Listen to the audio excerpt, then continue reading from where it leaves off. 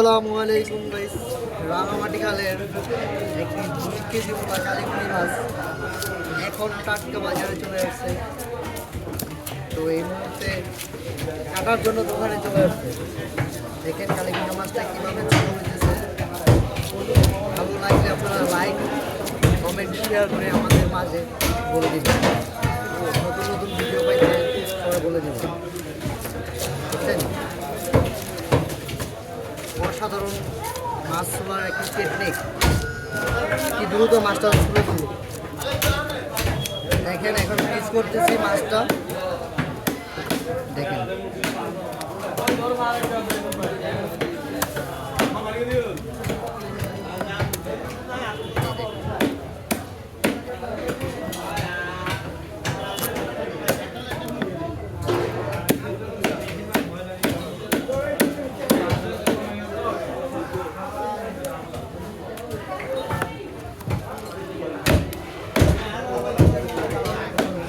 মাছ piece করা শেষ। সবাই লাইক কমেন্ট শেয়ার